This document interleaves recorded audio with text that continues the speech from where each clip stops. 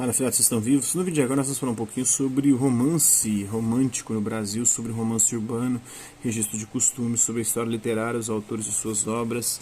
E vamos falar um pouquinho da obra A Memória de um Sargento de Milícias, do Manuel de Antônio de Almeida. Sobre anti-herói também. Bora lá? Além dos romances indianistas históricos, a prosa romântica brasileira contou com romances regionais e urbanos. Sobre esses últimos, vamos ler um trechinho aqui. O que predomina no romantismo é o romance social da vida contemporânea do século XIX, sentimental e lírico. No romantismo brasileiro apresenta-se dividido entre a cidade, ou melhor, a corte, e o campo, o sertão, a província, derivando-se daí as duas tendências principais da nossa ficção, uma voltada para o ambiente citadino, a outra regionalista. É José de Alencar quem o define criticamente e também pelo conjunto de sua obra, a qual ao mesmo tempo exemplifica quase todos os tipos de romance romântico, Segundo Antônio Cândido, a sua obra Presença da Literatura Brasileira das Origens ao Realismo.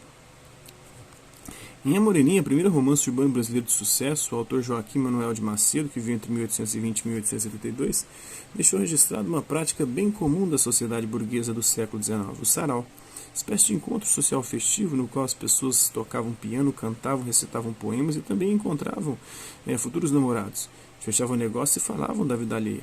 Observe no trecho seguinte a descrição de tal costume e a caracterização da personagem Carolina, que, como outras protagonistas de histórias românticas, é idealizada, perfeita em sua simplicidade e beleza. O sarau é o bocado mais delicioso que temos, de telhado abaixo. Em um sarau todo mundo tem que fazer. O diplomata ajusta com um copo de champanhe na mão os mais intricados negócios. Todos murmuram e não há quem deixe de ser murmurado. O velho lembra-se dos minuetes e das cantigas do seu tempo e o moço goza todos os regalos da sua época. As moças são no sarau como estrelas no céu.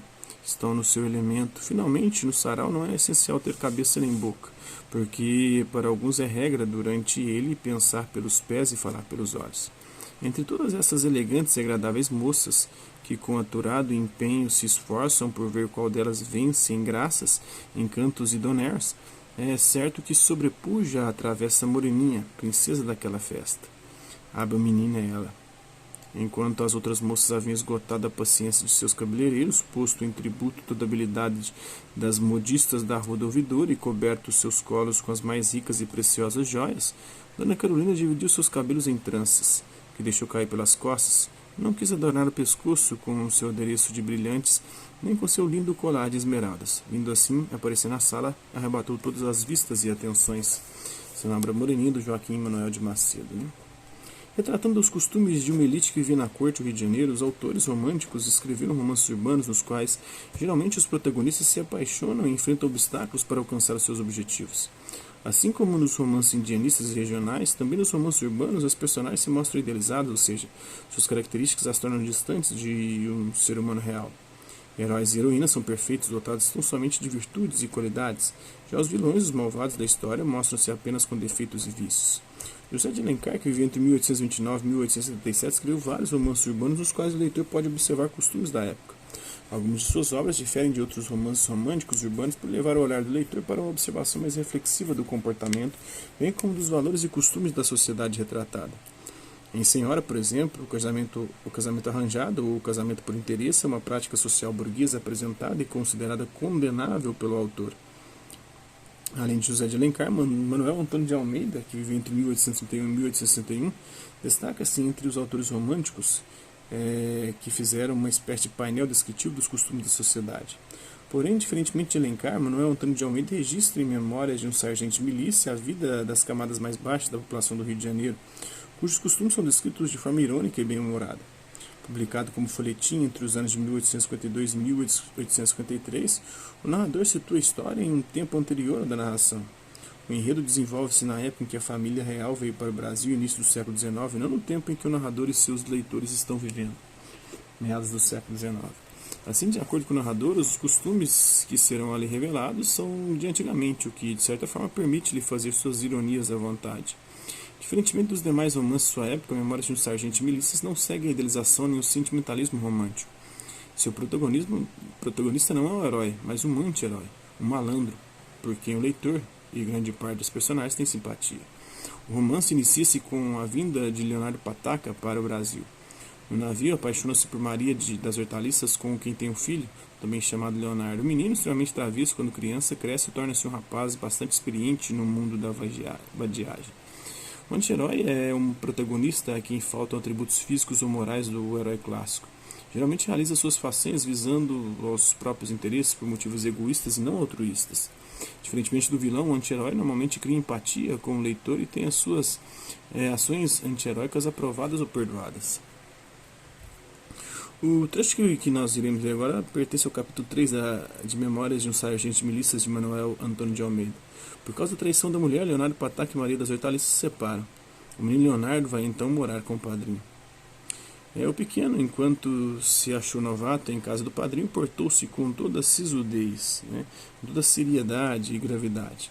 Apenas, porém, foi tomando mais familiaridade e começou a pôr as manguinhas de fora. Apesar disto, porém, captou do padrinho maior afeição que se foi aumentando de dia em dia e que em breve chegou ao extremo da amizade cega e apaixonada.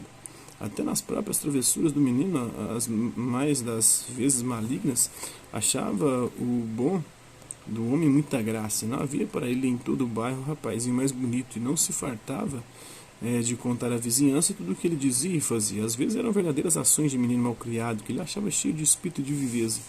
Outras vezes eram ditos que denotavam já muita velhacaria para aquela idade e que ele julgava os mais ingênuos do mundo.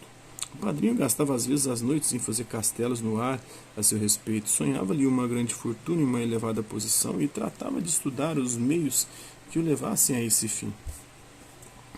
Eis aqui pouco mais ou menos o fio dos seus raciocínios. Seria bom mandá-lo ao estudo, porém, para que diabo serve o estudo? Verdade é que ele parece ter boa memória e eu podia, mais para diante, mandá-lo a Coimbra, que era a cidade de Portugal, conhecida principalmente por sua universidade. Sim, é verdade, eu tenho aquelas patacas, a moeda de prata corrente no Brasil no período imperial. Estou já velho, não tenho filhos nem outros parentes, mas também que diabo se fará ir em Coimbra? Licenciado, pessoa com nível universitário? Não. É mau ofício. Letrado? Advogado, jurista? Era bom, sim, letrado, mas não. Não tenho zanga a quem me lida com papéis e demandas em processos judiciais. Clérigo? Padre, sacerdote cristão? O senhor clérigo é muito bom, é uma coisa muito séria, ganha-se muito. Pode vir um dia a ser cura, vigário, padre responsável por uma paróquia. Está dito, há de ser clérigo. Ora, se há de ser, hei de ter ainda o gostinho de o ver dizer missa, de o ver pregar na sé, e então hei de mostrar a toda esta gentalha, gente das camadas inferiores da sociedade, a ralé, aqui da vizinhança, que não gosta dele, que eu tinha muita razão em lhe querer bem. Ele está ainda muito pequeno. Vou tratar de o ir desasnando, tirando a ignorância, aqui mesmo em casa. E quando tiver 12 ou 14 anos, há de me entrar para a escola. Tendo ruminado, muito pensado, por muito tempo esta ideia, um dia de manhã chamou o pequeno e disse-lhe: Menino, vem cá. Você está ficando um homem. Tinha 9 anos. É preciso que aprenda alguma coisa para vir um dia a ser gente. De segunda-feira em diante, estava em quarta-feira, começarei a ensinar-lhe o beabá, ou seja, alfabetizar. Farte-se de travessuras por este resto de semana. O menino ouviu esse discurso com um ar meio admirado, meio desgostoso, e respondeu: Então eu não hei de ir mais ao quintal, nem hei de brincar na porta? Aos domingos, quando voltarmos da missa. Olha, eu não gosto da missa. O padrinho não gostou da resposta. Não era bom anúncio para quem se destinava a ser padre. Mas nem por isso perdeu as esperanças. O menino tomou bem sentido nessas palavras do padrinho. Farte-se. Ou seja, sacie-se, satisfaça a sua vontade, de travessuras por este resto de semana. E acreditou que aquilo era uma licença para fazer tudo de bom e de mal, lhe lembrasse durante o tempo que ainda lhe restava de folga. Ao anoitecer, estando sentado à porta da loja, viu ao longe, no princípio da rua, um acompanhamento, um cortejo, uma comitiva, uma procissão, alumiado pela luz de lanternas de tochas, e ouviu padres a rezarem, estremeceu de alegria e pôs-se em pé de um salto. era a Via Sacra do Bom Jesus. Itinerário composto de 14 estações identificadas por imagens, esculturas, quadros ou cruzes que lembram os principais momentos da paixão de Cristo. Há bem pouco tempo existiam ainda em certas ruas dessa cidade cruzes negras pregadas pelas paredes de espaço em espaço. Às quartas-feiras e em outros dias da semana saiu o Bom Jesus e de outras igrejas uma espécie de procissão, composta de alguns padres conduzindo cruzes, irmãos de algumas irmandades, sociedades religiosas com lanternas e povo em grande quantidade. Os padres rezavam e o povo acompanhava a reza. Em cada cruz parava o acompanhamento, ajoelhavam-se todos e oravam durante muito tempo. Este ato, que satisfazia a devoção das carolas, ou seja, das pessoas extremamente pegadas à Igreja Católica e às práticas religiosas, dava pasto, motivava, estimulava e ocasião para a quanta sorte de zombaria e de imoralidade lembrava os rapazes daquela época, que são os velhos de hoje, e que tanto reclamam, protestam contra o desrespeito dos moços de agora. Caminhavam eles em charola, em fila, carregando-se uns aos outros, atrás da procissão, interrompendo a cantoria com ditérios em voz alta, com zombaria, gozação, ora simplesmente engraçados, ora pouco decentes, levavam longos fios de barbante, em cuja extremidade iam penduradas grossas bolas de cera.